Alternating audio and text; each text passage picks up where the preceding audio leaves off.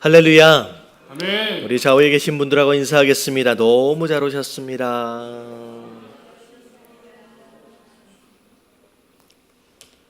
자, 수요일 날 말씀드렸던 것처럼 우리 나가시다 보면 그 앞에 우리 가정 예배 공과를 수요일 날 만들어 놨어요. 여러분들 주일 날 오시지 못하는 분들 미리 이제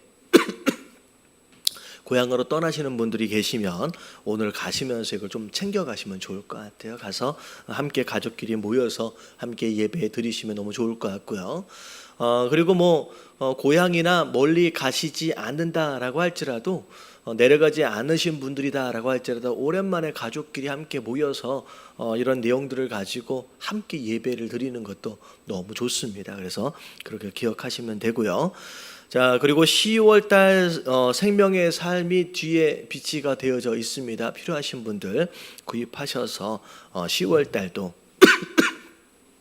계속 말씀 묵상하시면서 그렇게 사시면 너무 좋을 것 같습니다.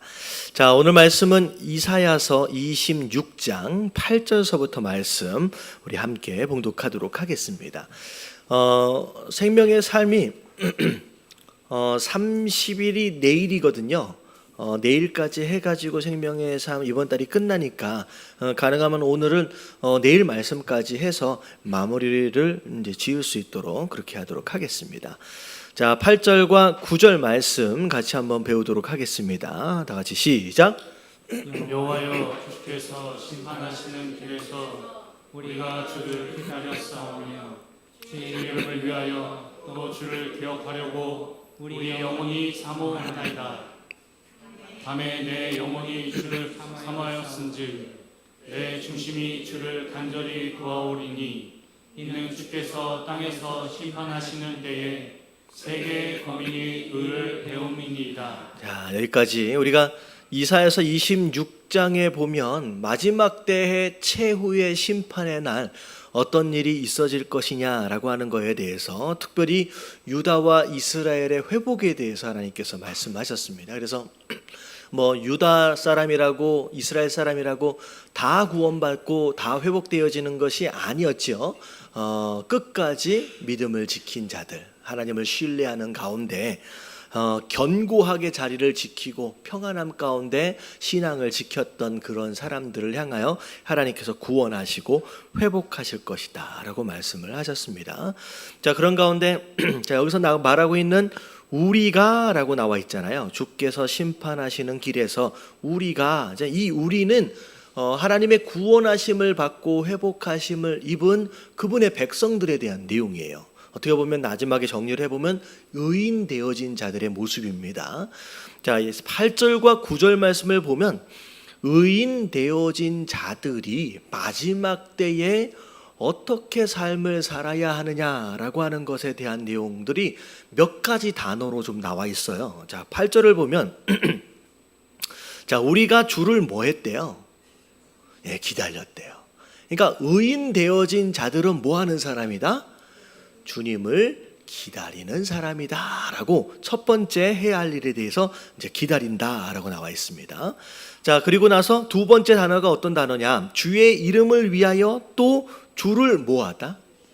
기억한다라는 거죠. 그러니까 기다린다. 그리고 그분에 대하여 기억한다라고 하는 거. 이게 두 번째 단어예요. 자, 그리고 우리의 영혼이 자, 또 그다음 단어 뭔가 사모한다라는 단어가 나오죠. 그래서 기다리고 기억하고 사모한다라고 하는 이것에 대한 내용들이 결국 의인된 자들이 이 땅을 살아가면서 하는 행동의 모습들입니다. 자, 그리고 나서 쭉 보니까 자, 내 영혼이 주를 사모하여 싸운즉 내 중심이 주를 간절히 뭐한다? 구하오니. 자, 구한다는 것을 자, 뭐라고 또 설명할 수 있어요? 구한다. 예, 기도한다는 거죠. 하나님을 향하여서 주님 오시옵소서. 그러니까 주님에 대하여 임재하심에 대하여 간절히 기도하는 모습. 그리고 나서 마지막이 자, 이는 주께서 땅에서 심판하신 때에 세계의 거민이 자, 의를 매우 뭐한다? 배운다라는 거죠. 그래서 마지막 단어가 배움이에요. 그러니까 하나님의 심판하심으로 말미암아 하나님의 뜻에 대하여 깨닫게 되는 거죠. 깨달은 것에 대해서 배우게 되는 겁니다. 그래서 의인은 자 5가지 단어가 나왔어요. 첫 번째 뭐 하는 사람? 주를 기다리는 사람. 두 번째 주를 기억하는 사람. 세 번째 누구를 자꾸만 앞에 빼먹으면 안 돼요. 주를 사모하는 사람. 그 다음에 뭘 구해요? 주를 구하는 사람이에요. 그리고 나서 마지막에 뭐예요? 의를 배우는데 여러분 이 의는 곧 주님의 뜻을 의미하는 거예요. 그래서 우리가 이 마지막 때를 온전히 살려면 자, 세 번째 주를 기다리고 주를 기억하고 주를 사모하고 주를 기도하는 거예요. 간구하는 거예요. 뭐 다른 축복을 의미하는 게 아니에요. 주님 그 자체를 기도하는 것으로 말미암아 자, 뭘 배워요? 하나님의 뜻이 무엇인지를 배워가는 삶의 모습. 이게 의인 되어진 삶의 모습입니다. 자, 근데 이제 10절을 보면 자, 반대로 자, 누구에 대한 이야기가 나와요? 자, 악인에 대한. 근데 악인은 이제 반대가 되겠죠. 자, 악인은 은총을 입을지라도 이 하나님께서 축복해 주시는 거예요. 받을 만한 자격이 있었어요, 없었어요? 없었음에도 불구하고 여러 가지 은혜와 축복들을 배려와 자비를 허락하신 거예요. 근데 그렇게 하셨을지라도 뭐 하지 않아요? 의를 배우지 아니하며 정직한 자의 땅에서 뭘 행한다? 불의를 행하고 여호와의 위엄을 돌아보지 아니하는도다. 돌아보지 않는다라고 하는 것은 어떻게 생각할 수 있냐면 저 위에 보니까 기억하지 않는다라는 거죠. 기억하지 않는다. 자, 그리고 자, 여호와여 주의 손이 높이 들릴지라도 그것을 뭐 하지 않아요? 보지도 않는다는 거예요. 관심이 없다는 거예요. 아니면 우리 하나님께서 손을 들고서 이제 봐라라고 그 모든 기적과 이적들을 행하심에도 불구하고 보지를 않는데요. 자, 백성을 위하시는 주의 열성을 보면 뭐 할 것이다? 부끄러워할 것이나 결국은 그 심판의 때에 뭐 하는 자냐? 부끄러움을 당하는 자가 될 것이다. 보리 주의 대적을 사르리이다. 그렇게 이제 끝나는 거죠. 그래서 악인 되어진 자들의 모습, 아무리 이것저것을 다 해줘도 보지도 않고 관심도 없고 기억하지도 않고 결국 배우지도 못해요. 그렇게 멸망하는 모습들. 여러분, 배운다라고 하는 것은 굉장히 중요한 표현이에요. 여러분, 어떻게 배워요? 사람이 자, 일반적으로 사람이 배우는 특징은요, 이렇게 돼 있어요.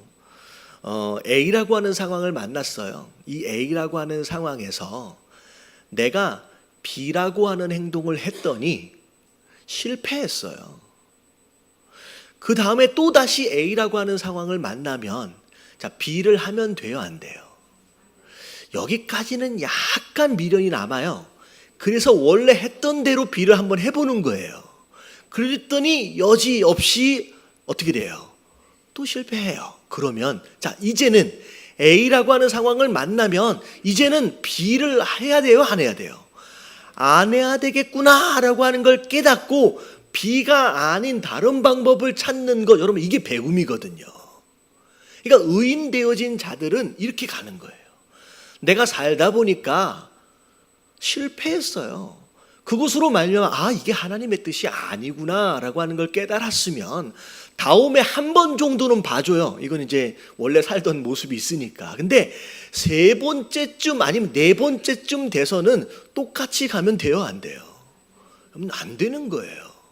여러분, 이것은요 비둘기도 할 줄 아는 거예요. 비둘기도 할 줄 알아요. 너무 신기한 거 아세요? 비둘기가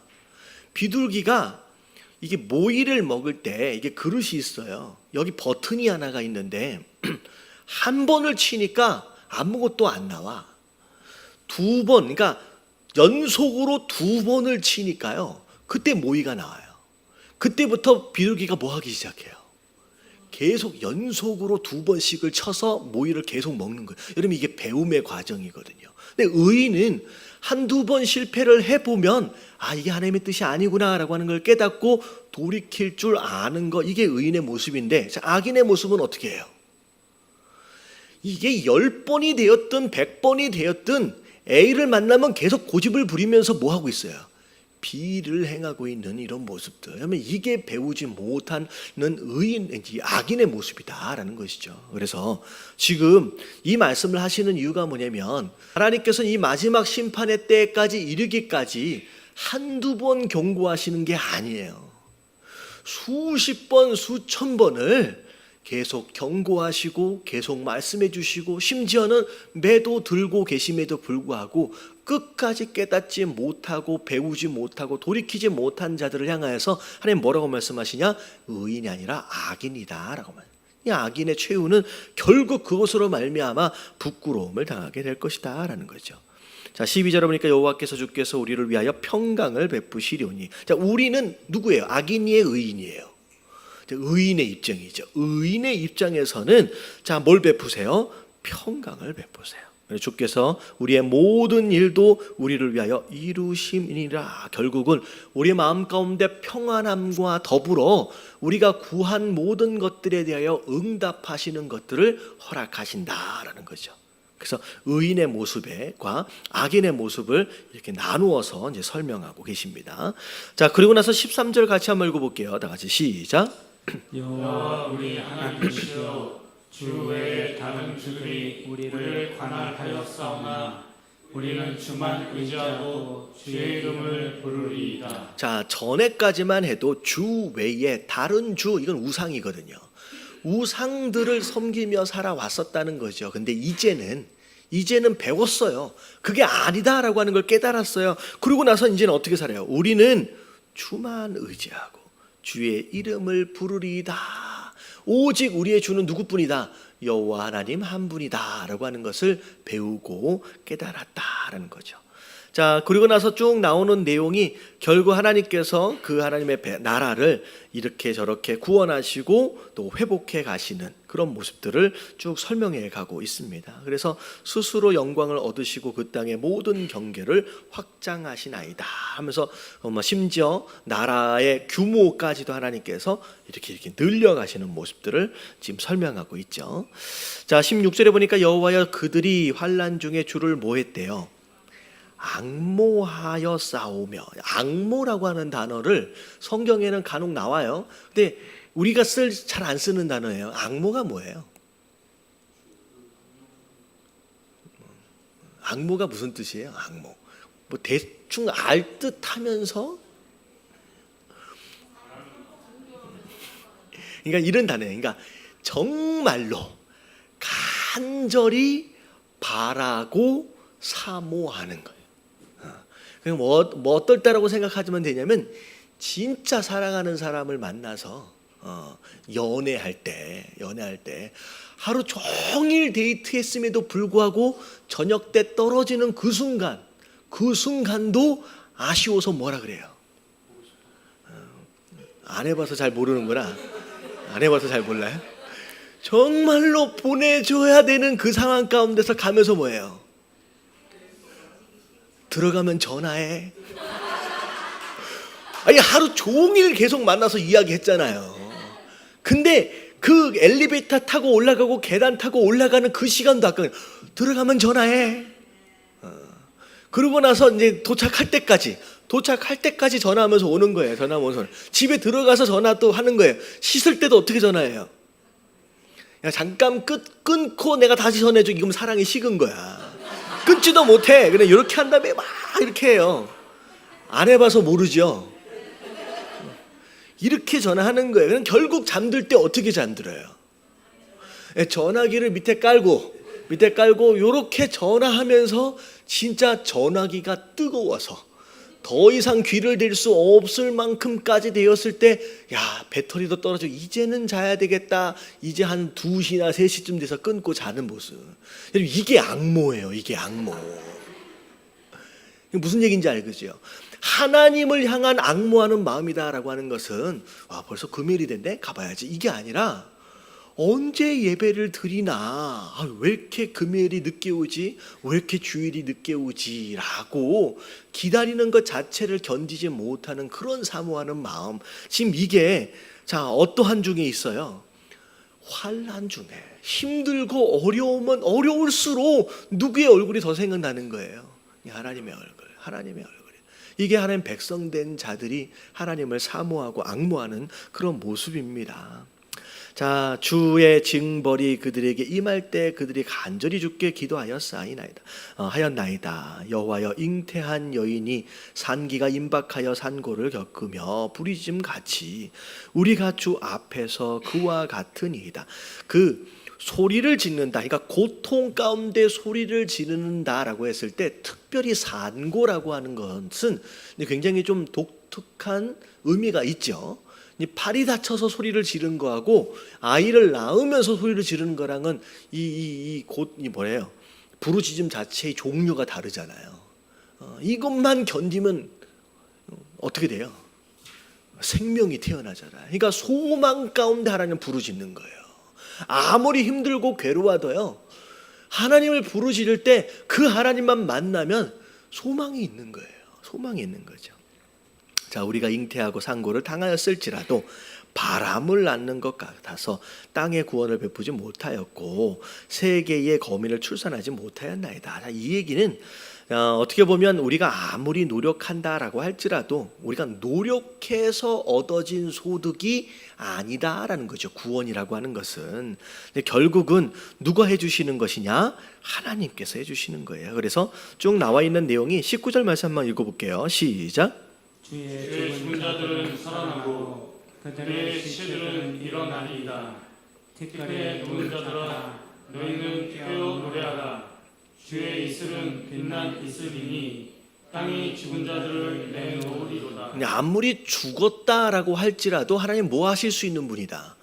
살리실 수 있는 분이라는 거죠. 우리가 노력해서 회복되어지고 우리가 노력해서 견뎌내는 것이 아니라 하나님의 능력으로 죽은 자까지도 살려내는 그 능력으로 우리가 구원을 받는 것이라는 거죠. 그래서 자, 마지막 20절부터 22절까지의 내용은 뭐냐면 하나님이 심판하실 때에 잠깐 뭐 하고 있으래요? 내 문을 닫고 분노가 지나가기까지 잠깐 숨을 지니라. 잠깐만 기다리라는 거예요. 지금 환난과 지금 재앙과 지금 심판이 임할 때 잠깐만 기다리래요. 보라, 여호와께서 그의 처소에서 나오사 땅의 거민의 죄악을 벌하실 것이라. 땅이 그 위에 잦았던 피를 드러내고 그 살해당한 자를 다시는 덮지 아니하리라. 그래서 마지막 때 이 심판의 때가 되어지면요, 비록 하나님의 백성 되어진 자들이다라고 할지라도 같이 고난을 당할 수밖에 없는 일정 기간이 있어요. 그래서 우리가 출애굽기를 보면 그 애굽에서 10가지 재앙이 임하잖아요. 근데 이 10가지 재앙 안에서 앞에 있는 재앙은 애굽 사람이든 이스라엘 사람이든 같이 겪는 거예요. 나일강이 피로 변했어요. 그랬을 때 피로 변했을 때 이스라엘 백성들이 있는 그 나일강도 어떻게 돼 있어요? 같이 변하는 거예요. 그래서 그 처음 심판이 있었을 때는 같이 경험하는 거예요. 그래서 썩은 어떤 그 물 안에서 그 파리라든지 아니면 그 개구리떼가 막 올라올 때도 앞에 있던 재앙들은 대부분 하나님 백성도 또한 같이 고통을 당합니다. 근데 어느 순간이 딱 지나가게 되면 하나님의 백성과 하나님 백성이 아닌 자들을 극명하게 구별하실 때가 돼요. 그러니까 예를 들어서 마지막 9번째 재앙 같은 경우에는 어떻게 돼요? 빛이 없어지는데, 태양이 빛을 잃어버리는데 어떻게 돼야? 흑암이 임하는데 애굽 땅에만 흑암이 있어요. 그리고 이스라엘 사람들이 살고 있는 지역에는 뭐가 있어요? 밝아요. 그러니까 되게 신기한 상황이 벌어지는 거예요. 애굽 땅에서 이렇게 이스라엘 사람들이 살고 있는 지역으로 이렇게 가면서 점점점 흑암이 있다가 고개를 딱 내밀면 어떻게 돼요? 확 밝아지는 거예요. 고개를 확 집어넣으면 싹 새카매지는 거예요. 그래서 이게 반으로 이렇게 딱 나눠서 보면 이렇게 되는 거죠. 이렇게 밝았다, 이렇게 어두웠다. 이게 어떻게 보면 마지막 때가 되어지면 그 마지막 때에 있어지는 심판은 그의 백성 되어진 자들과 그렇지 않은 자들을 하나님께서 분명하게 구별하신다는 거죠.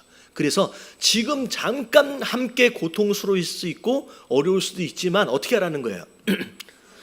잠깐 숨어 있으라는 거예요. 잠깐 숨어만 있으면 결국은 하나님께서 그 백성된 자들을 구원하시고 회복하실 일들을 너희가 경험하게 될 것이다 라는 거죠. 옆에 계신 분들에게 인사 좀 해주세요. 조금만 참으면 된답니다.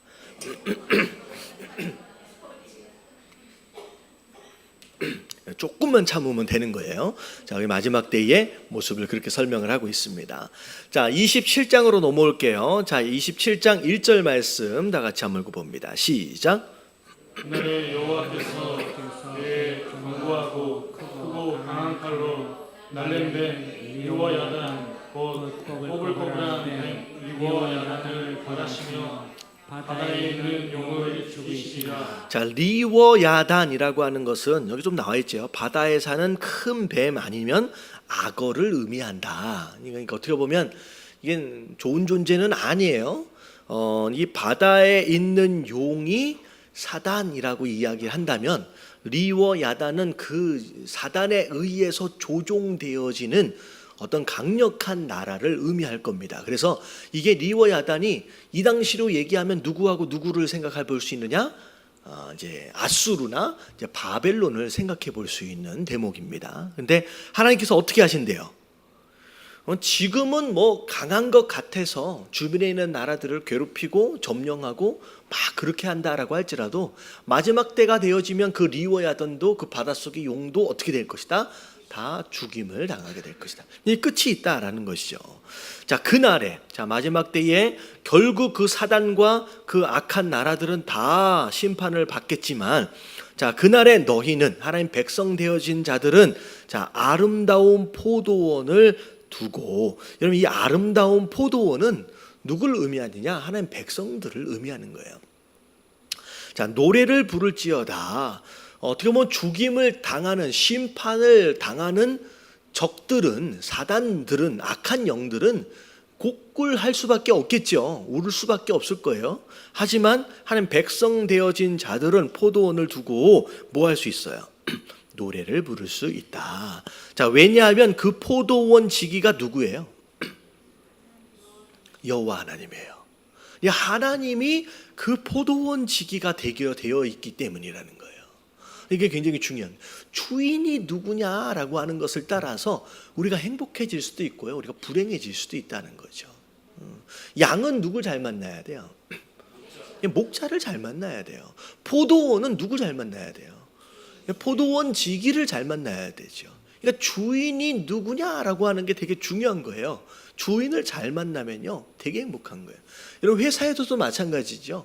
사장이 누구냐라고 하는 것이 직원의 행복을 좌우한다라고 하는 거예요. 사장이 너무 이상하다 그러면 직원은 아무리 열심히 일해서 아무리 좋은 결과를 얻는다라고 할지라도 어떻게 해요? 마음이 행복하지 않는 거죠. 그러니까 주인이 누구냐는 게 중요해요.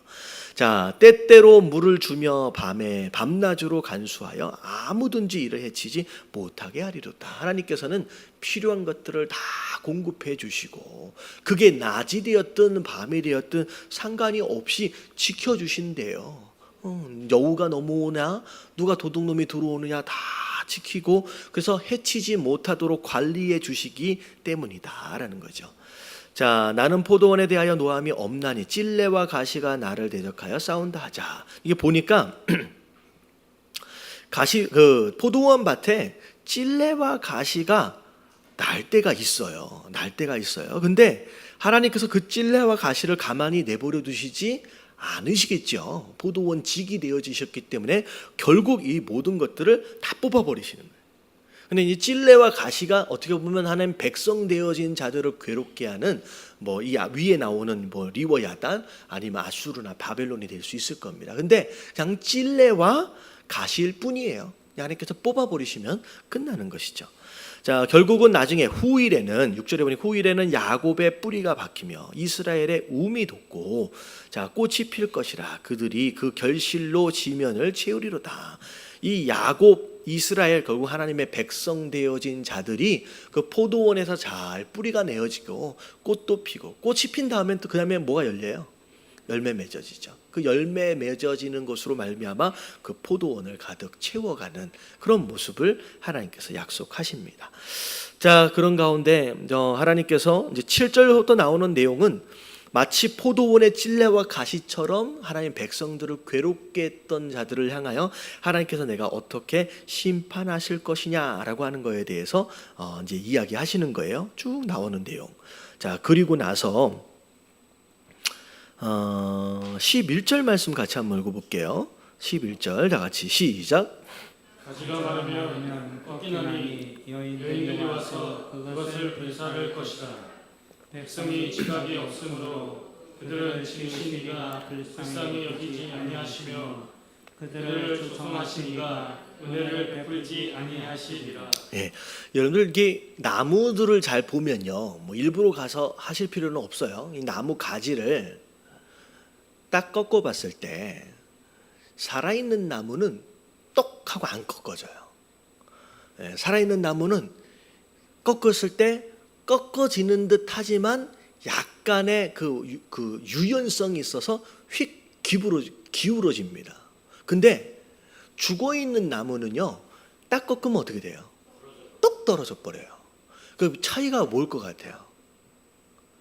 밑에서 계속 물을 빨아 올려서 나무 가지에 물이 충분하게 딱 차 있는 나무는요, 웬만하면 안 꺾어져요. 이거 보면요, 가지가 말라버리면 어떻게 된대요? 꺾여버린대요. 비록 아무리 건장해 보이는 나무다라고 할지라도 물을 계속 공급을 받아서 가지마다 끝마다 물로 딱 채워지지 않으면요, 그냥 뚝뚝 끊어져 버리는, 꺾어져 버리는 나무가밖에 안 된다는 거죠. 비록 하나님 백성 되어진 자들이다라고 할지라도 뭐 이스라엘이든 유다든 이 말씀이 다 말해버리네. 물을 빨아들여졌다라고 한다면 뭐가 충만해 있는 상태예요? 말씀과 성령으로 충만해 있는 상태. 여러분, 그러면요, 조금 바람이 분다고 조금 외부적인 이런 압력이 이 힘이 들어온다라고 할지라도 웬만하면 안 꺾어지는 거예요. 근데 이스라엘 백성들이 지금 어떻게 되는 상태예요? 여기 지금 지각이 없다라고 하는 것으로 봐서 지금 뭘로 충만하지 않아요?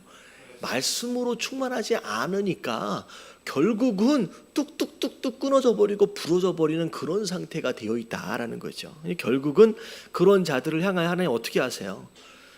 결국 불쌍히 여기지 아니하시며 그들을 조정하신 이가 은혜를 베풀지 않는다. 결국은 그런 모양새로 망해버릴 수밖에 없는 거죠. 너희 이스라엘 자손들아, 그날에 여호와께서 창이라는 하수에서부터 애굽 시내까지 과실을 떠는 것 같이 너희를 하나하나 모으시리라. 이건 결국은 그런 심판들 가운데서도 하나님 백성 되어진 자들 하나하나 모은다라고 하는 것은요, 많은 것을 모으는 모양새가 아니죠.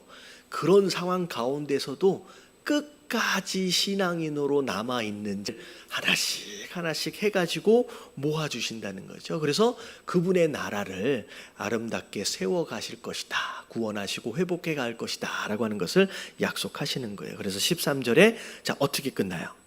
자, 다 모아서, 자, 13절에 보니까 그날에 시작. 그날에 큰 나팔을 불리니 아수르 땅에서 멸망하는 자들과 애굽 땅으로 쫓겨난 자들이 돌아와서 예루살렘 성산에서 여호와께 예배하리라. 뿔뿔이 흩어졌던 그 하나님 백성들이 이쪽 저쪽에서 다 모여서 결국 뭐 한대요? 예배한대요. 여러분, 이 이사야서를 잘 읽어 내려가다 보면 여러분이 다 깨달을 수 있는 내용들이 있어요. 자, 이제 하나님이 징계하시고 심판하시는 가운데 그분의 백성들을 나중에 어떻게 하신대요? 구원하신대요. 그리고 구원하신 다음에 망가졌던 이 모든 것들로부터 다시 뭐 하신다? 회복하신다라고 하는 걸 약속하세요. 근데 회복이 있어진 다음에 반드시 마지막은 어디로 가요? 예배로 끝나요. 결국은 하나님 백성된 자들이 맺어야 할 마지막 열매, 어떻게 보면 시작이면서도 마지막 열매는 뭘로 가는 거예요? 예배로 가는 거예요. 그럼 이스라엘 백성들이 애굽에서 종으로 살았어요. 종으로 살던 백성들을 내보내달라라고 얘기했을 때 모세가 바로 앞에서 한 얘기가 있어요. 내 백성이 광야에서 뭐 하겠다? 우리 하나님을 예배하기 위해서 나아야 되겠다는 거예요. 어떻게 보면 예배가 모든 것의 첫 번째 단추임과 동시에 예배는 모든 것의 결론이에요. 우리는 예배로 살고요. 우리는 예배를 위해 사는 거예요. 무슨 얘기인지 아시겠죠? 그러니까 하나님 백성 되어진 자들에게 있어서 가장 중요한 것은 예배예요. 우리가 예배를 통하여 회복하는 거예요. 우리가 예배를 통하여 구원을 받는 거예요. 그리고 우리는 무엇을 위해서 창조되어졌다? 예배를 위해서 창조되어졌어요. 그게 하나님 백성 되어진 자들의 모습이라는 것이에요. 그래서 여러분 이 시간 함께 예배하고 있잖아요. 이 예배는 장차 우리에게 허락하실 그분의 것을 위한 뭐라 그럴까요? 첫 번째 단추? 뭐라 할까? 수단이라 할까요? 하지만 이것 자체가 우리의 인생의 뭐예요? 목적이에요. 목적이에요. 그래서 이 말씀들을 쭉 보면 결국 회복하신 다음에는 하나님 뭘 항상 말씀하시냐? 다 모여진 다음에 유대인이든 아니면 이스라엘이든 그 어떤 이방인들이든 누구든 함께 모여서 뭐 하게 될 것이다? 나 하나님을 예배하게 될 것이다 라고 하는 것으로 결론이 지어지게 됩니다. 그래서 우리의 예배가 얼마나 중요한 것이냐라고 하는 것을 우리가 생각해 볼 필요가 있어요. 자, 28장으로 넘어올게요. 자, 1절 말씀 같이 한번 읽어볼게요. 시작. 에브라임의 술 취한 자들의 교만한 멸류관은 화 있을진저 술에 빠진 자의 성 곧 영화로운 관같이 기름진 골짜기 꼭대기에 세운 성이여 세상에 가는 것 같으나 화 있을진저. 자, 에브라임이라고 하는 것은 이제 일반적으로 북이스라엘을 의미합니다. 북이스라엘에 술 취한 자들의 교만한 면류관 화 있을진저. 자, 술에 취했다라고 하는 것은 세상 즐거움과 쾌락에 빠져 있는 모습들, 교만하다. 그리고 면류관, 교만한 면류관은 스스로 왕되어져서 살고 있는 그들의 모습이에요. 한때 어떻게 보면 북이스라엘이 나름대로 부유한 삶을 살았던 적이 있었습니다. 그래서 그것을 마치 꽃을 피운 것처럼 나름대로 누리고 살았어요. 근데 하나님 뭐라고 말씀하시느냐? 그 꽃이 지금은 좀 화려해 보인다라고 할지라도 곧 어떻게 될 것이다? 시들어 버릴 것이다. 쇠잔해 버릴 것이다 라고 말씀하시는 거예요. 결국은 하나님이 없는 부유함은 오히려 뭐가 되어버려요? 나중엔 그것 자체가 재앙이 되어져 버리죠. 결국은 그것이 하나님 없는 부유함은 그것 자체가 스스로의 교만함을 만들어 버리고요. 교만함이 재앙을 불러온다는 거죠. 북이스라엘이 그 길을 지금 가는 거죠. 보라 죽게 있는 강하고 힘 있는 자가, 이거 아수르예요. 쏟아지는 우박같이 파괴하는 광풍같이 큰 물이 넘침같이 손으로 그 면류관을 땅에 던져버릴 것이다. 이게 우박이나 광풍이나 큰 물이라고 하는 것은 자연의 힘이에요. 사람이 아무리 능력이 있고 힘이 있다라고 할지라도 자연의 힘을 거스리는 것은 불가능한 것이거든요. 자연 앞에서는 아무 힘도 쓸 수 없는 것이 인간의 연약함의 모습입니다. 근데 지금 아직 영화로 나온 것 같지는 않은데 제가 TV를 보다 보니까 예고편이 나오더라고요. 예고편. 그 이코스톰인가요? 에코스톰인가? 뭐 정확하게 제목을 잘 모르겠는데 곧 나올 영화예요. 근데 이제 예고편을 보니까 스토리가 이런 거예요. 나중에 미래가 되어지면요, 과학적인 방법으로 날씨를 마음대로 조절하는 거예요. 그러니까 태풍이 막 만들어지면요, 과학적인 방법으로 뭘 이렇게 뿌리면 태풍이 그냥 사라져 버리는 거예요. 바람이 막 불라 그러는데 뭘 이렇게 해버리면 바람이 사라져요. 그래가지고 기후와 날씨를 사람이 마음껏 조정하는 시대가 온다는 거죠. 근데 조종하고 있었을 때는 그러니까 컨트롤이 될 때는 너무나도 좋은 시스템이겠지만 이게 이제 소위 아웃 오브 컨트롤, 이게 컨트롤이 안 되는 상황이 벌어지면 이게 어떻게 되겠느냐는 거예요. 그게 영화로 만들어졌더라고요. 그래가지고 곧 나온다고 하는데 결국은 사람이 그걸 마음대로 조종하려고 해보다가 결국 그게 잘못되어져서 더 지구가 어떻게 돼버려요? 완전히 망가져 버리는 그런 상황이 된다는 거예요. 그러니까 사람은 아무리 기고 난다라고 할지라도 자연 앞에서는 어쩔 수 없는, 어떻게 보면 아무리 화려하고 아름답게 꽃을 피워놓는다라고 할지라도 우박이 그 위에 확 쏟아져 버리면 어떻게 돼요? 그냥 우박 앞에 꽃은요 아무것도 아니에요.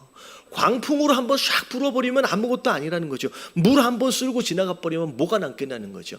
결국 하나님 심판 앞에서의 아름다운 꽃은 너희의 부유함은 아무것도 아니라는 거예요. 결국 나중에 어떻게 돼요? 교만한 면류관이 발에 밟힐 것이다.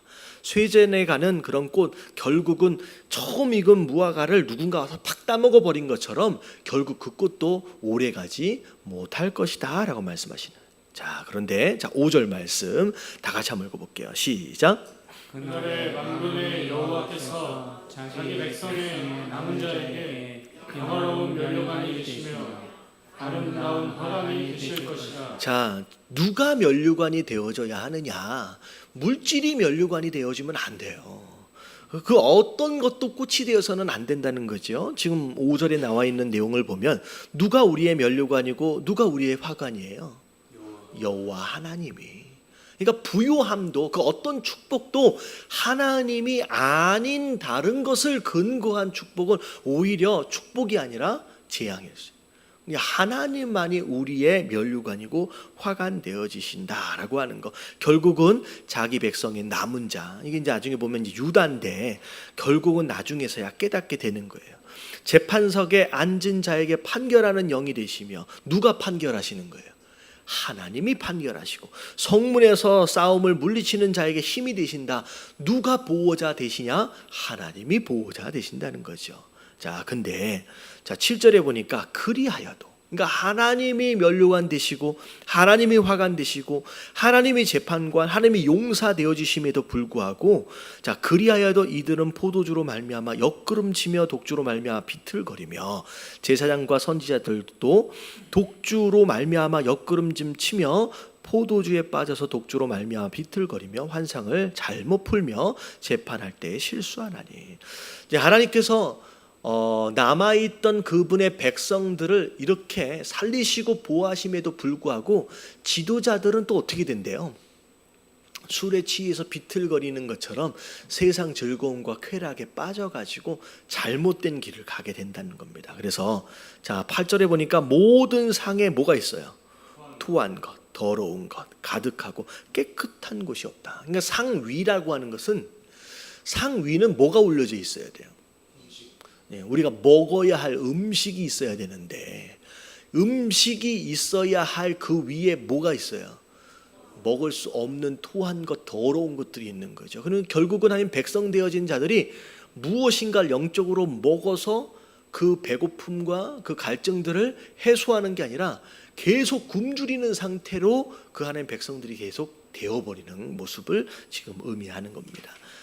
결국은 그렇게 돼서 9절 말씀 10절까지 같이 한번 읽어볼게요. 그런 가운데 또 일어나는 일이에요. 다 같이 9절 10절 다 같이 시작.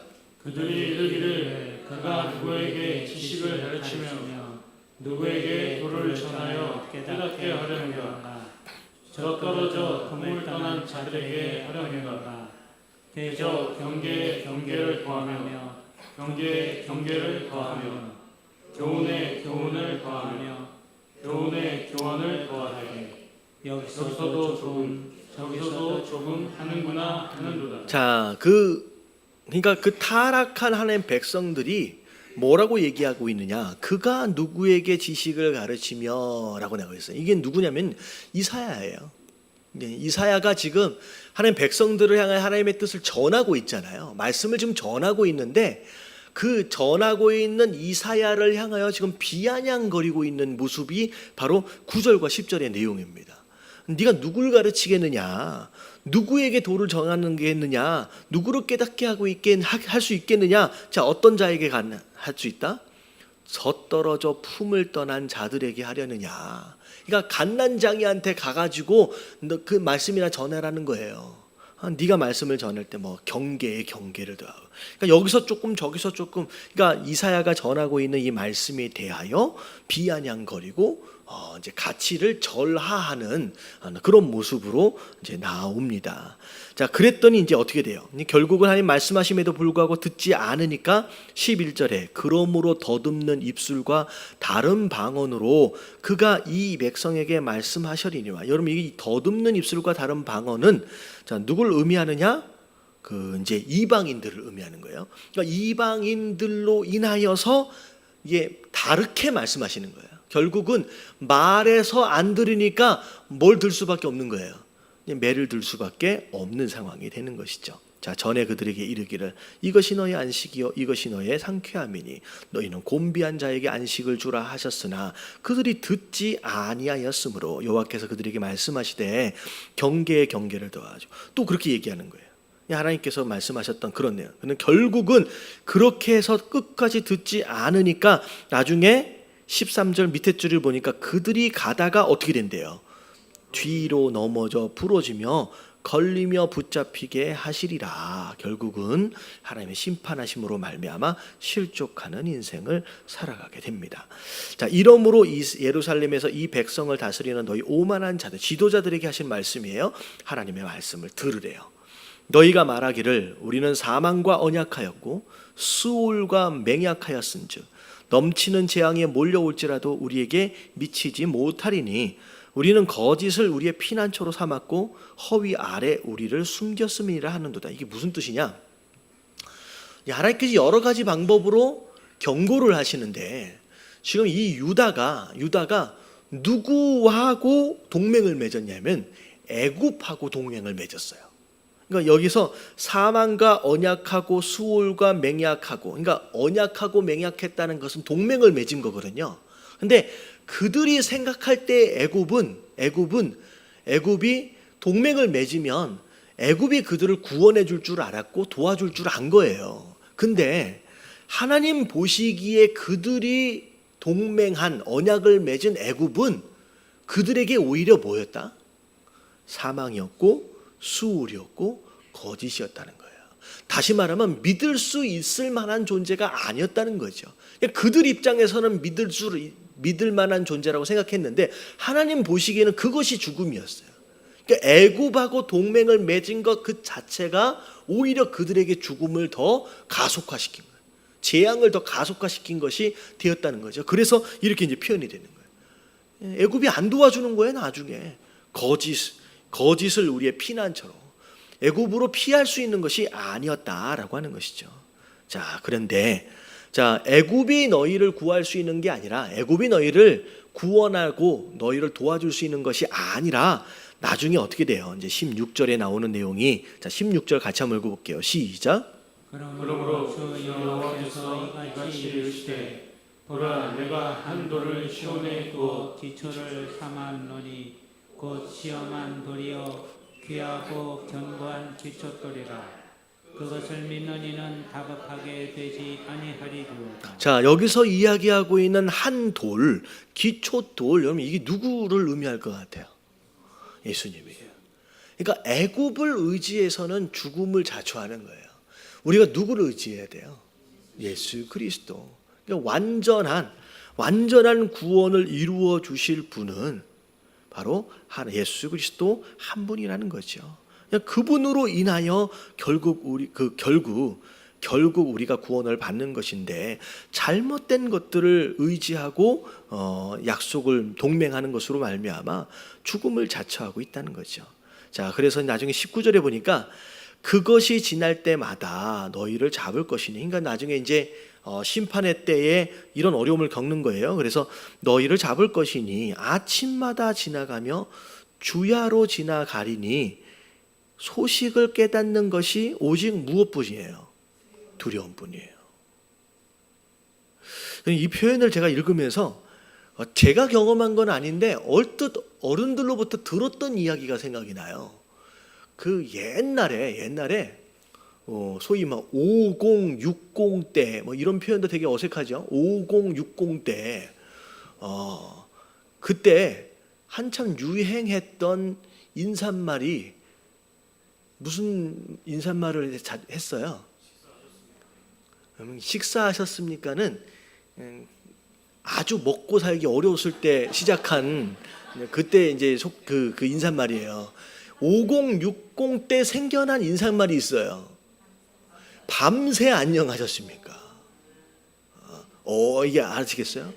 그때는 어두워지면 집차들이 다녀. 그러면 불순분자다라고 딱 찍힌 사람들은 밤에 어떻게 돼요? 잡아가 버린 거야. 그리고 잡아가면요 실종이에요. 어디 가서 어떻게 됐는지 모르고 사람이 사라져 버려. 그래서 그때 당시에는요 밤에 자고 일어나가지고 아침에 밤새 안녕하셨습니까? 라고 하는 인사가 대표적인 인사법이 되어질 정도로. 근데 이 말씀을 쭉 읽으면서 보니까 그 인사말이 떠오르는 거예요.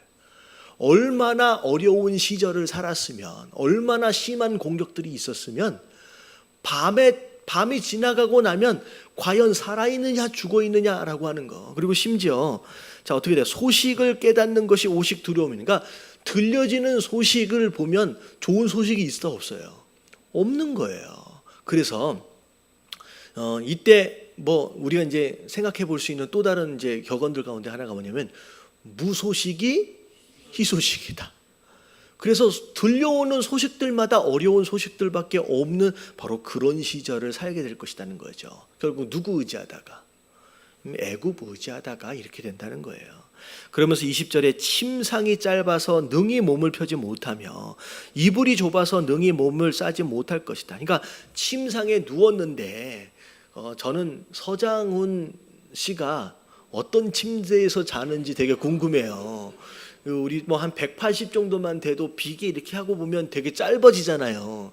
발 나올 것 같은데 서장훈 씨는 아마 침대 2개를 놓고 자지는 않을까. 근데 편안하게 자려고 침대를 마련을 해봤는데 침대가 어떻다? 짧아가지고 다리 뒤를 피지를 못하는 거죠. 덮고 자려고 이불을 준비를 했어요. 근데 이불이 다 덮어줘요? 못 덮어주는 거예요. 그러니까 애굽이 바로 그런 거예요. 그래도 내가 안식할 수 있고 내가 피할 수 있을 줄로 알고 침대처럼 이불처럼 구입한 거예요. 그런데 온전히 나를 덮어주지 못하고 온전히 나로 하여금 쉴 수 있도록 자리를 제공하지 못하는 그런 모습이 결국 되어진다라는 것이죠. 그래서 자 결국 자 22절 자 같이 이제 결론입니다. 다 같이 한번 읽어볼게요. 시작. 그러므로 너희는 되지 말라. 너희 절박이 단단해질까 하노라.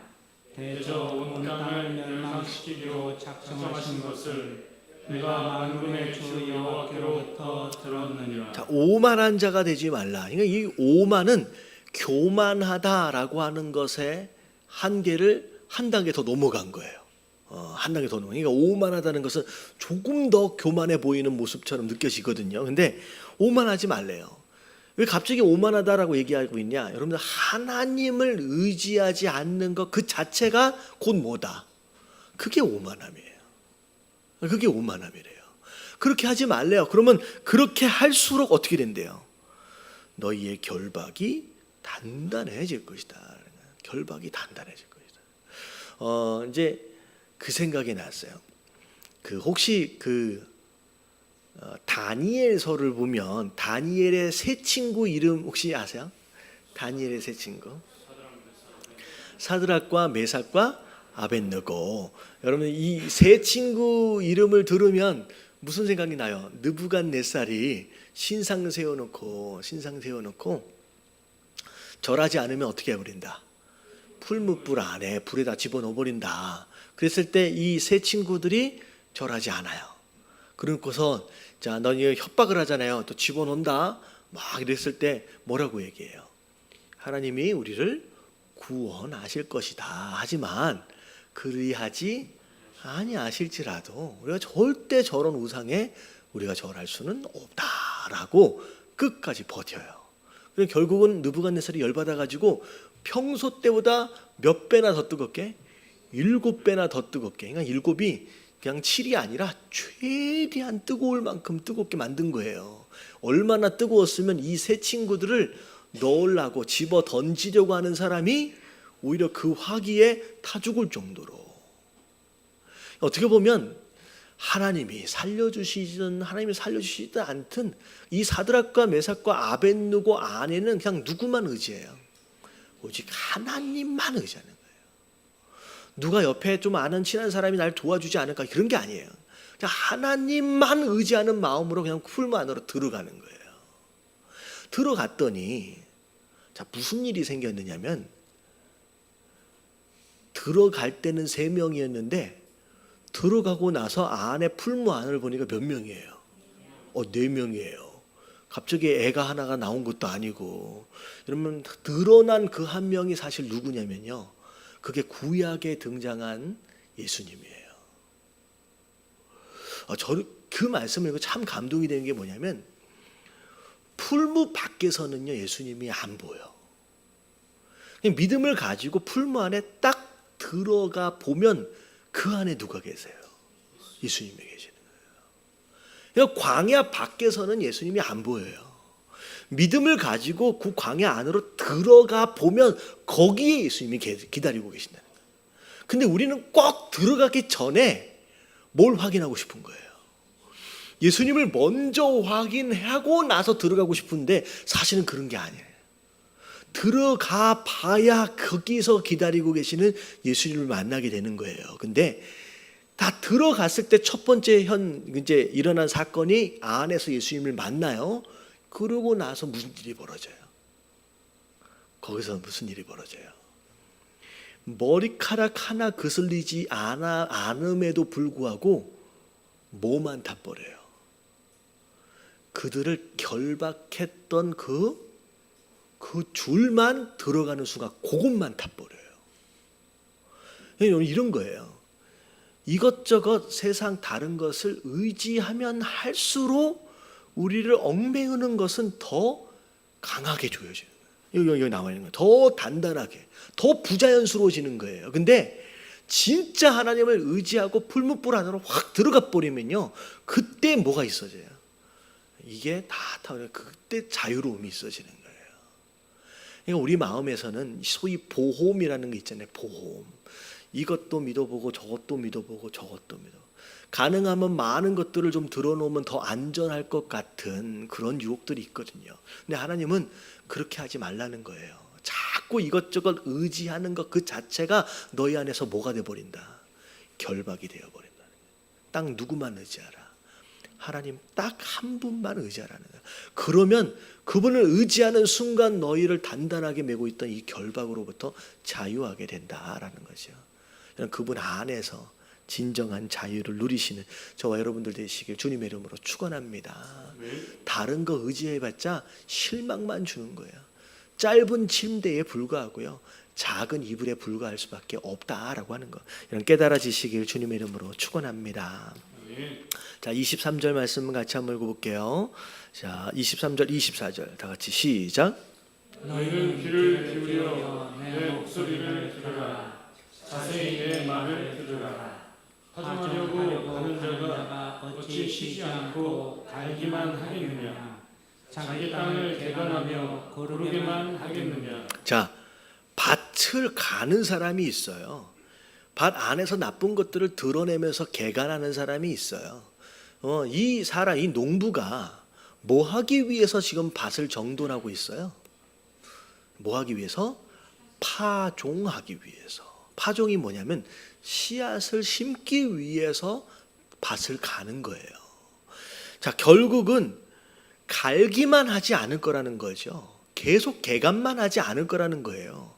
어느 정도 갈아지고 어느 정도 개간이 되어지면 그때는 씨앗을 심지 않겠느냐. 자, 25절에 보면 지면이 이미 평평하여졌으면 심을만 하게 되면 이제 소회양, 대회양, 이것은 이제 좀 귀한 식물들 가운데 하나예요. 이런 것들도 뿌리고 소맥도 심고 대맥도 심고 그렇게 하지 않겠느냐. 결국은 밭을 가는 이유는 씨앗을 심어서 열매를 거두기 위한 것이지 그냥 밭을 가는 것 그 자체가 목적은 아니라는 거예요. 자, 지금 하나님께서 이스라엘 백성들에게 지금 뭐 하고 계시냐면요, 징계를 통하여 심판을 통하여 뭘 하고 계세요? 밭갈이를 하고 계시는 거예요. 지금 왜 이스라엘 백성들이 이렇게 고난을 당해요? 지금 그들 안에 드러내야 할 돌덩이가 아직 있는 거예요. 그들 안에 뽑아져야 할 가시덩굴이 있는 거예요. 그래서 지금 하나님께서 그들을 지금 쟁기질을 하고 계시는 거거든요. 근데 이 쟁기질은 언젠가는 끝나요. 적당하게 심을 만하게 밭이 정돈이 되면 그때는 결국 그 쟁기질은 끝난다는 거죠. 이 이야기는 지금 이스라엘 백성 너희들이 고난 당하는 것은 그 고난은 영원한 게 아니라 결국은 씨앗을 심기 위해서 너희의 밭을 뭐 하고 있는 것이다? 개간하고 있는 것이다 라는 거죠. 결국 나중이 되면 이제 이 심판은 이 개간하는 작업들은 다 끝나게 되고 결국은 씨앗이 심겨져서 열매를 맺는 그런 일들이 곧 있어지게 된다는 거죠. 자, 그래서 심기 위해서 개간을 하는 것이다. 영원한 건 아니다라고 말씀하시는 거예요. 그리고 이는 그 하나님이 그에게서 적당한 방법을 보이사 가르치셨음이니라. 지금 가르치고 계시는 거예요. 자, 나중에 보면 27절에 보면 소회양은 도리깨로 떨지 않는데요. 여러분, 도리깨가 어떻게 생긴 거예요? 도리깨. 이게 도리깨가 타작할 때 쓰는 건데, 여기가 긴 장대 이렇게 했는데 끝에 또 길게도 만들어 가지고 이게 내리칠 때 가능하면 세게 내리칠 수 있도록 만든 뭐 그렇게 생긴 거죠. 좀 설명이 됐어요? 근데 소회양은 그렇게 안 떨는데요. 대회양은 수레바퀴로 굴려서 떨지 않는다는 거예요. 소회양은 뭘로 떨어요? 작대기로. 대회양은 막대기로 떤대요. 그러니까 소회양을 이 도리깨로 떨어버리면 알맹이가 다 어떻게 돼요? 뭐 어떻게 될지는 잘 모르겠어요. 뭐 잘못되겠죠. 대회양을 수레바퀴로 확 굴려버리면 어떻게 돼요? 속에 있는 알맹이까지 다 망가져 버리겠죠. 그러니까 소회양은 소회양 나름대로, 대회양은 대회양 나름대로 적절한 방법을 가지고 타작을 한다는 거예요. 이 얘기는 뭐냐면 우리 안에서도 어떤 사람은 소회양 같은 사람이 있고요, 어떤 사람은 대회양 같은 사람이 있어요. 그래서 열매를 거두고 타작하실 때 동일하게 타작하시지 않아요. 열매를 거두시지 않아요. 각자 맞는 방법대로, 다양한 방법대로 적당한 도구를 사용하셔서 하신다는 거죠. 그러니까 우리가 이제 인생을 살아갈 때 나랑 다른 사람이랑 비교하면 돼요, 안 돼요? 안 돼요. 왜 나는 이렇게 되게 힘들게 만드시고 쟤는 별로 아닌 것 같고, 이렇게 비교할 게 아니라는 거죠. 지금 하나님은 딱 나에게 가장 좋은 방법으로 나를 가르치고 계시는 줄로 믿습니다. 다른 사람들하고 비교할 게 아니라 나에게 딱 맞는 그 방법으로 지금 가르쳐가고 있다는 거죠. 근데 자, 28절에 보면 곡식은 부수는가? 아니래요. 여러분, 타작하는 건 곡식을 부숴버리기 위해서 타작하는 미련한 농부가 어디 있겠어요. 애써서 농구차 지어놓고 늘 떨기만 하지 아니하고 그것을 이제 수레바퀴에 굴리고 그걸 말굽에 밟게 할지라도 자, 뭐 하지 않나요? 알고 안에 있는 알맹이는 부서지지 않아요. 이 얘기는 하나님이 좀 고통스럽고 좀 힘들더라도 이렇게 가르치고 있는 이 방법으로 인하여서 내가 죽는다, 안 죽는다? 안 죽어요. 그래서 그런 말씀 있잖아요. 우리가 시험 당할 때 우리에게 어떤 시험들만 주신다? 감당할 만한 시험 주신다는 거예요. 그거 가지고 우리가 죽으라고 주시는 것이 아니다라는 거죠. 절대 부서지지 않는다라고 말씀하시는 거예요. 그래서 이 모든 것에 대해서 29절 다 같이 한번 읽어볼게요. 시작. 이는 만군의 여호와께로부터 난 것이라.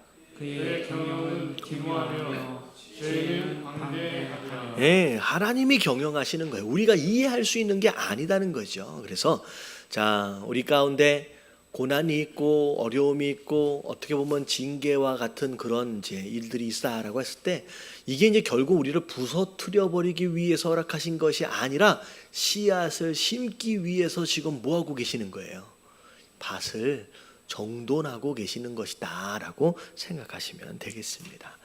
자, 그리고 나서 29장으로 넘어올게요. 자, 1절 2절 말씀 같이 한번 읽어봅니다. 시작. 슬프다 아리에여 아리에여 다윗이 진친 성읍이여 해마다 절기가 돌아오려니와 내가 아리엘을 괴롭게 하리니 그가 슬퍼하고 애곡하며 내게 아리엘과 같이 되리라. 자, 아리엘은 이게 뜻이 하나님의 화로래요.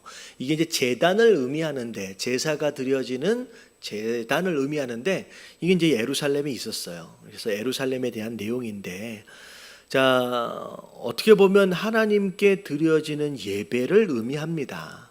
예배가 드려지는 그 예배의 장소를 의미하고요. 해마다 절기가 오면 하나님 앞에 예물을 드리러 나갔던 그들의 모습을 의미하는 거죠. 근데 하나님이 그 아리엘이 어떻게 느껴진대요? 괴롭다라고 느끼신다는 거예요. 그러니까 어떻게 보면 예배를 드렸긴 드렸지만 하나님이 기뻐하시지 않는 예배, 절기를 지냈긴 지냈지만 하나님 별로 기뻐하시지 않는 절기를 지낸다는 거예요. 어떻게 보면 이들의 예배의 모습은 신앙생활이기보다는 그냥 뭐에 가까워요? 종교생활에 가까운 거예요. 그냥 안식일이 됐으니까 그냥 가서 예배를 드려야지, 절기가 됐으니까 그래도 가서 제물은 드려야지라고 습관을 따라, 그러니까 이게 좋은 습관은 아니에요. 습관을 따라, 익숙함을 따라 그렇게 행위로 해왔던 그런 예배의 모습, 그런 절기의 모습, 하나님께서 받으신다 안 받으신다? 받지 않으신다는 거지. 나는 예배를 이렇게 많이 드려왔는데, 여러분 지난주에 뭐라 그랬어요? 익숙함이 신앙이라고 착각하지 말라 그래요. 내가 이만큼 말씀을 아는데, 이만큼 예배를 드려왔는데 그게 마치 신앙인 것처럼 착각해서는 안 된다는 거죠. 이게 마지막 심판의 때에 어찌 보면 바벨론에 의해서 망하게 되는 유다의 모습이에요. 그들이 예배를 안 드렸던 것이 아니에요. 예배를 드렸음에도 불구하고 하나님 받지 못하시는 예배. 결국은 그것으로 말미암아 하나님께서 심판하시겠다라고 하는 건데, 여러분 진짜 예배는 무엇으로까지 연결이 되어지는 예배? 삶으로까지 연결되어지는 예배예요. 왜 하나님께서 이들의 예배를 안 받으셨겠느냐는 거죠. 여러분 하나님을 사랑한다라고 해놓고서, 그게 예배 주제잖아요. 하나님을 사랑한다라고 해놓고선 삶 속에서는 그 모습이 없는 거예요. 이웃을 사랑한다라고 해놓고선, 여러분 그건 예배의 열매거든요. 이웃을 사랑하는 그 모습이 삶에 전혀 없는 거예요. 하나님의 공의가 없고 하나님의 정의가 사라지는 그들의 삶의 모습, 비록 형식적으로 예배는 계속 지속적으로 드려지고는 있지만 하나님 보시기에 이게 예배가 아니라는 거죠. 그래서 예배의 완성은 어디에까지 가야 돼요? 삶으로까지 가야 돼요. 살아있는 산 제물로 드려라 라고 하는 것은 우리의 삶을 드리라는 얘기예요. 삶을 드리라는 예배죠. 결국 그것 때문에 하나님께서 심판하시겠다라는 거죠.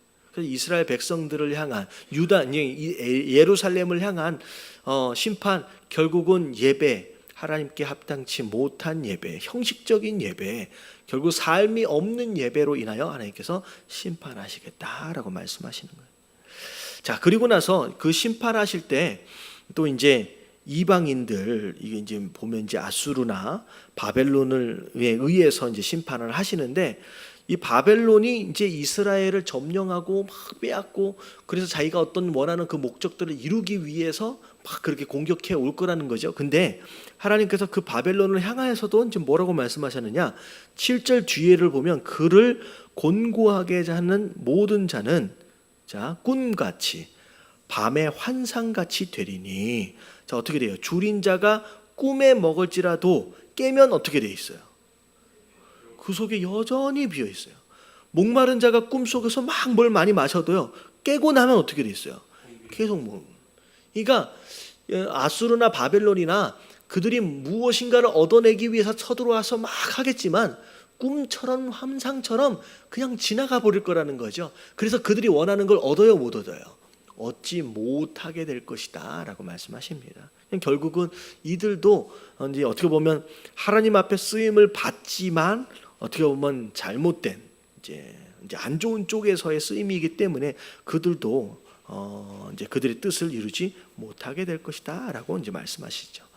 자, 이제 그래서 이제 29장 1절에 대한 내용은 결국 형식적인 예배, 삶이 없는 예배에 대하여 하나님께서 괴로워하시고 슬퍼하실 것이다라고 말씀하시는 거예요.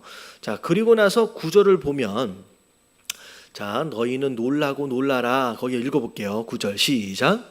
너희는 놀라고 놀라라. 너희는 맹인이 되고 맹인이 되리라.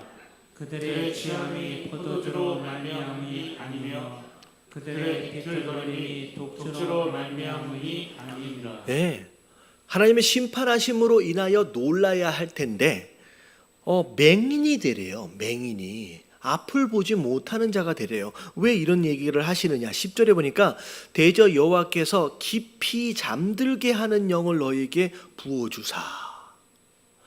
깊이 잠들게 하는 영이다. 여러분 좋은 영일 것 같아요? 나쁜 영일 것 같아요? 별로 안 좋은 영이죠. 꼭 말씀만 보면 졸리는 사람이 있어요. 꼭 설교만 들으면 졸리는 사람이 있어요. 근데 너무 신기한 게 뭐냐면 설교가 딱 시작되면 1분 안에 조는데 설교가 딱 끝나면 정신이 반짝반짝해지는 사람이 있어요. 여러분 이게 이 영이에요. 이 영. 깊이 잠들게 하는 영. 여러분들 혹시나 그런 분 계시면 여러분 이 영은요. 여러분들이 함께 있으면 안 되는 영이에요. 빨리 뭐 해야 돼요? 빨리 쫓아내야 돼요. 이건 악한 영이에요. 여러분 마지막 때가 되면 이 영으로 충만해지게 됩니다. 이 영이 뭐냐면 나중에 보면요. 하나님이 아무리 말씀해 주셔도 여태껏 안 들어왔잖아요. 이제는 의도적으로 하나님께서 그 자들의 눈을 다 가려버리시는 거예요. 보이지 않게끔 맹인이 되도록 말씀하시는 거예요. 심지어 하나님의 말씀을 봐도요. 깨달아지지가 않는 거예요. 여러분 되게 신기한 게 여러분 한국말을 모르는 사람이 별로 없지요. 뭐 이렇게 보면 한국 사람이면 다 글 읽잖아요. 중고등학교 다니고 대학교 다니고 하면서 수많은 한글을 다 읽고 왔음에도 불구하고 신기하게 성경만 보면 무슨 얘기인지 못 알아듣는 사람이 있어요. 이게 영어로 쓰여 있는 게 아니거든요. 솔직히 말 자체가 그렇게 어려운 것도 아니에요. 근데 성경을 보면 희한하게 안 깨달아져. 무슨 뜻인지 도통 모르게. 여러분 이게 무슨 영이에요? 깊이 잠들게 하는 영이 임하는 거예요. 이 맹인이 돼버리는 거예요. 글을 알아도 읽지 못하고요. 글을 몰라서도 못 읽는 그런 상황들이 나중에 일어날 것이다라는 거죠. 여러분 이게 마지막 징계예요. 이게 가장 무서운 징계예요. 마지막 때가 되어지면 이스라엘이 구약에서 신약으로 넘어올 때, 자, 몇 년 동안 구약에서 신약으로 넘어올 때 선지자가 없이 침묵해 버리시는 그 기간이 있어요. 400년 동안. 여러분 이게 어두움의 시간이에요. 이게 제일 무서운 거거든요.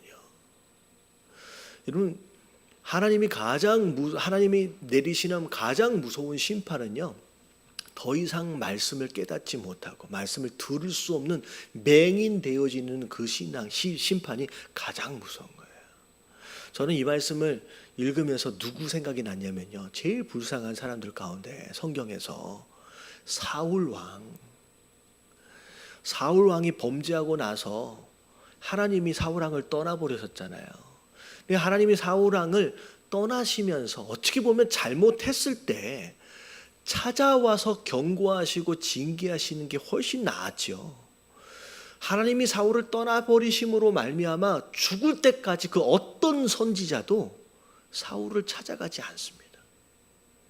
근데 사실은 사무엘이 자꾸 찾아와가지고 이랬다 저랬다 얘기했을 때 사울이 느낄 때는 뭐 한다고 느꼈을 것 같아요? 잔소리한다고 느꼈을 것 같아요. 와, 왜 내가 왕인데 왜 자꾸만 와서 나를 계속 귀찮게 만드느냐, 잔소리하는 거죠. 근데 나중에 하나님께서 말씀을 사울에게 딱 끊어버리시고 나서는 사울이 견디질 못하는 거예요. 더 이상 말씀해 주시지 않는 것에 대해서 그 징계와 심판에서 견딜 수가 없는, 그래서 결국 누굴 찾아가요? 신접한 자를, 무당을 찾아가는 거예요. 그렇게 해서라도 어떻게 해서든 누구의 음성인가는 뭐 하고 싶은 거예요? 듣고 싶은 거예요. 여러분, 이게 가장 무서운 거예요. 여러분, 하나님이 우리를 사랑하시기 때문에 비록 잔소리 같지만 우리에게 말씀하고 계시는 것인 줄로 믿습니다. 여러분, 오늘도 마찬가지예요. 여러분, 이 말씀은, 이 예배를 통하여 아주 조금이라도 그렇구나 라고 하는 조금의 깨달음이라도 있다고 한다면 여러분, 이것에 감사하셔야 돼요. 이게 없는 것이 마지막 때의 심판에 있어지는 마지막 가장 무서운 심판이에요. 근데 여러분, 그걸 거꾸로 얘기할게요.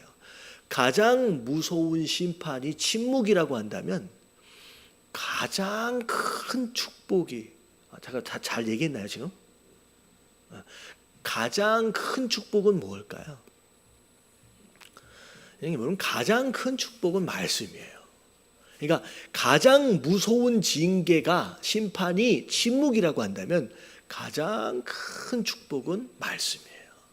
우리에게 말씀을 주시는 것만큼 큰 축복은 없어요.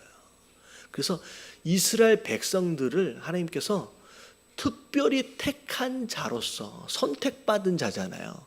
특권자거든요. 그들에게 내가 특별히 허락한 축복 중에 제일 1순위가 뭐냐면, 내가 그들에게 뭘 먼저 줬어요? 말씀을 맡은 자로서의, 이거 말씀을 맡긴 것 자체가 이스라엘이 누렸던 가장 첫 번째 축복이에요. 그들이 부유한가, 그들이 뭐 강한 나라가 된가, 그게 아니라 말씀을 맡은 것이다라는 거죠. 결국은 그렇게 이제 맹인이 되어버리고 깨닫지 못하는 자가 되어버릴 것이다라는 거죠. 이유가 뭐냐? 13절이에요. 주께서 이르시되 내 백성이 입으로는 나를 가까이하며 입술로는 나를 경외하나, 자, 그의 마음은 내게서 멀리 떠났다. 앞에 1장에 1절이 나왔잖아요. 예배를 막 드렸지만 그것 자체는 곧 그냥 형식적인 예배일 뿐이에요. 삶이 없어요.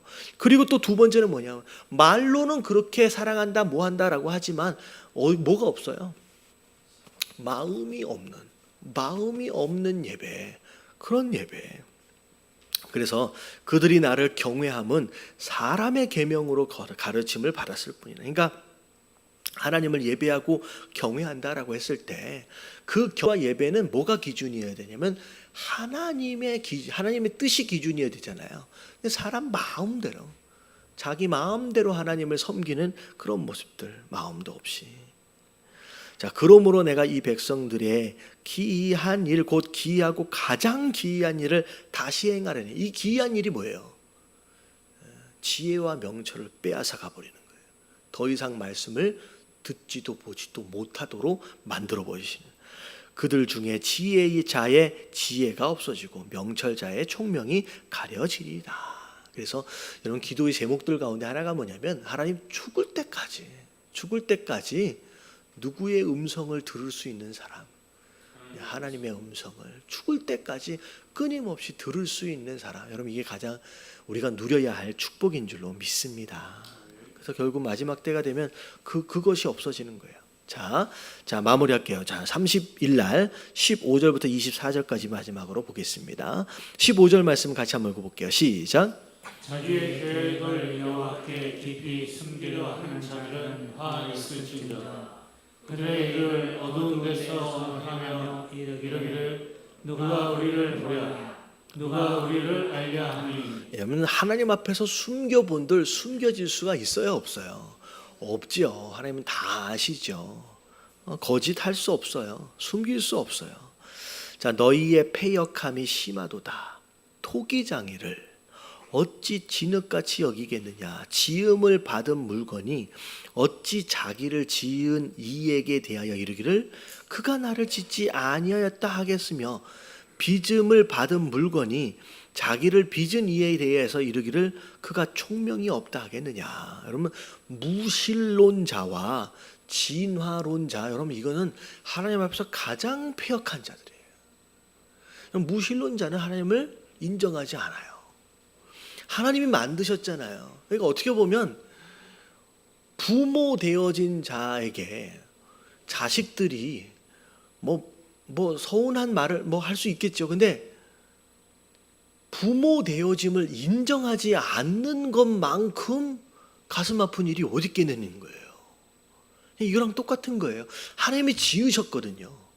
지으신 분을 인정하지 않는 거예요. 심지어 지으신 분을 향하여 총명이 없다라고 지음을 받은 피조물이 아무렇게나 이야기하고 말하고 있는 이런 모습들은 가장 패역한 자의 모습입니다.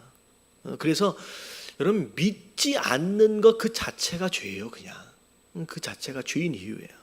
자, 오래지 아니하여 레바논이 기름진 밭으로 변하지 아니하겠으며 기름진 밭이 숲으로 여기지 아니하겠느냐. 그날에 못 듣는 사람의 책의 말을 들을 것이며, 자, 어둡고 캄캄한 데에서 맹인의 눈이 볼 것이며. 자, 아까 지금 앞에는 마지막 때의 심판이 있어지면 이제 다 맹인이 되잖아요. 근데 그 단계가 넘어가게 되면 그 맹인들 가운데서 뭐 하게 되는 사람들이 생겨요. 눈을 뜨게 되는 사람들이 생겨요. 자, 그 사람들이 누구냐? 19절에 누구예요? 겸손한 자. 겸손하게 하나님 앞에 나아가는 자들은 자, 그 말씀에 대한 눈이 점점 떠지게 됩니다. 자, 겸손한 자에게 여호와로 말미암아 기쁨을 더하겠고 사람 중 가난한 자가 이스라엘의 거룩한 이로 말미암아 즐거워하리니. 자, 이는 강포한 자가 어떻게 됐어요? 소멸됐어요. 하나님 심판하심으로 인하여 그렇게 괴롭게 했던 자들이 이제는 다 사라지는, 다 그쳐졌다. 죄의 기회를 엿보는 자가 다 끊어졌다는 거죠. 자, 그들은 송사로 사람에게 죄를 씌우며, 그러니까 이제 어떻게 보면 불의를 행했던 그런 모습들, 의인을 억울하게 했던 그런 모습들, 그런 자들은 하나님께서 다 끊어버리시겠다. 그래서 22절 다 같이 한번 읽어볼게요. 시작. 그러므로 아브라함을 구속하신 여호와께서 야곱 족속에 대하여 이같이 말씀하시되 야곱이 이제는 부끄러워하지 아니하겠고 그의 얼굴이 이제는 창백해지지 아니할 것이며. 네, 이제 그 원수들을 향한 심판하심으로 말미암아 하나님 백성된 자들은 더 이상 부끄러워하거나 창백해지다라고 하는 것은 놀라는 거잖아요. 더 이상 놀랄 일이 없을 것이다.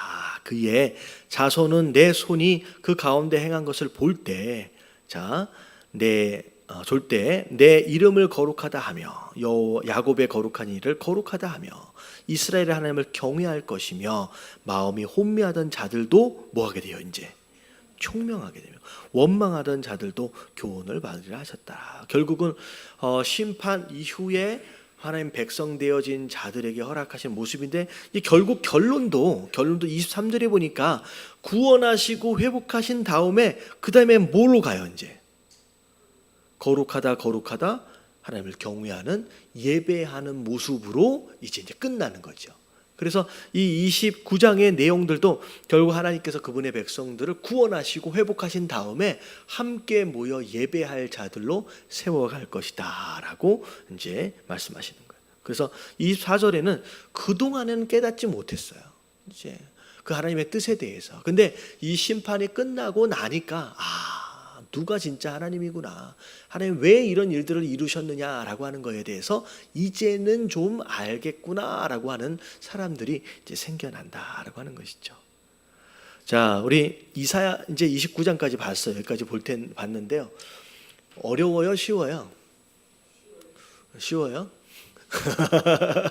여러분, 이사야서는 이렇게 쉬운 이제 책은 아닙니다.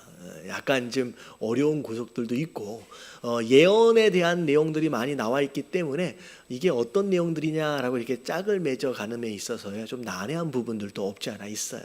근데 중요한 건 뭐냐면, 아까 아침에 왜 밭을 갈아요?